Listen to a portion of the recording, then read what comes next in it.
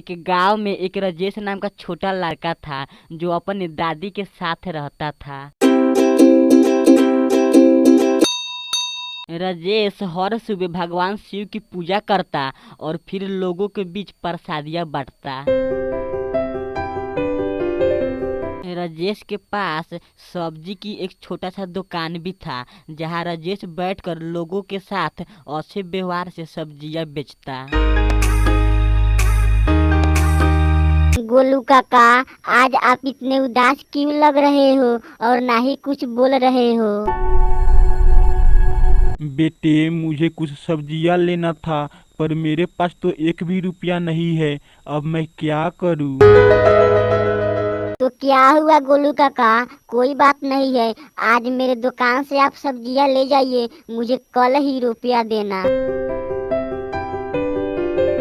शाम होने के बाद राजेश सब्जियां बेचकर अपने घर वापस आ जाता था।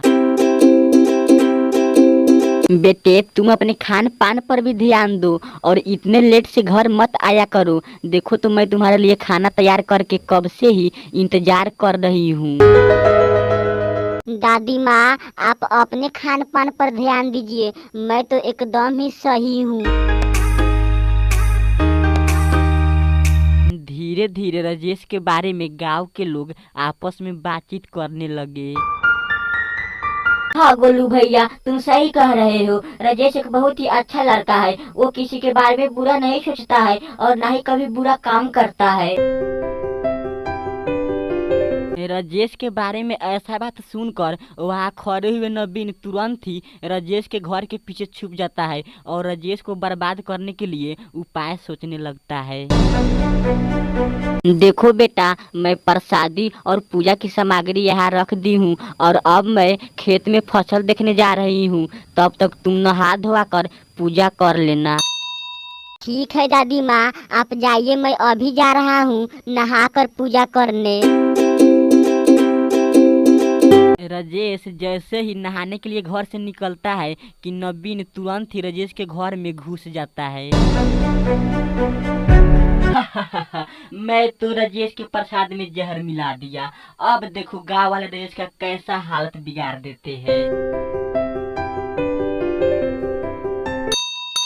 राजेश जहरीले प्रसाद से ही भगवान शिव की पूजा कर लेता है और फिर लोगों को भी खिला देता है।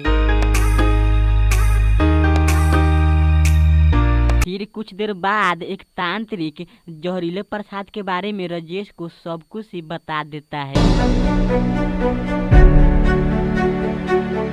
बाबा, अब क्या होगा? गांव के जितने लोग प्रसाद खाए हैं सब मर जाएंगे अब। बाबा, आप ही कोई उपाय बताइए, नहीं तो अब गांव के लोग मर जाएंगे। देखो बालक, इस गांव के बगल में जो जंगल है उसमें एक जदुई चिड़िया रहती है। अगर तुम उनसे जामुन मांग कर लोगों को खिला सकते हो तो सारा लोग बच जाएगा। पर ध्यान रखना, वो जदुई चिड़िया एक दिन में किसी एक ही व्यक्ति को जामुन दे सकती है। तांत्रिक का बात सुनकर नवीन राजेश से पहले ही जंगल में जदुई चिड़िया के पास पहुंच जाता है। जदुई चिड़िया, मुझे लोगों को जहर से मुक्ति दिलाने के लिए तुम्हारे जदुई जामुन की आवश्यकता है। तुम मुझे मूर्ख मत बनाओ, मैं तुम्हारे बारे में सब जानती हूँ। तुमने ही गांव के लोगों को जहर खिलाकर मारने का प्लान बनाया था। अब देखो मैं तुम्हारा हाथ क्या कर देती हूँ। इतना कहने के बाद जदुई चिड़िया नवीन को एक पेड़ बना देता है।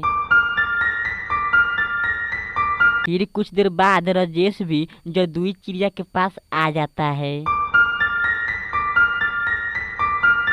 जदुई चिड़िया, मुझे लोगों को जहर से मुक्ति दिलाने के लिए तुम्हारे जदुई जामुन की आवश्यकता है। राजेश, मैं तुम्हारे बारे में सब जानती हूँ। तुम एक बहुत ही अच्छे लड़के हो। मैं अभी तुम्हें जदुई जामुन दे रही हूँ। राजेश राजेश, जदुई चिड़िया, तुम दोनों मुझे माफ कर दो। आज से ऐसा गलती मैं कभी नहीं करूँगा। मुझे पेड़ से मुक्ति दिला दो। राजेश और जदुई चिड़िया नवीन को माफ कर देता है। नवीन को अपने किए गए गलती का बहुत ही पछतावा होता है।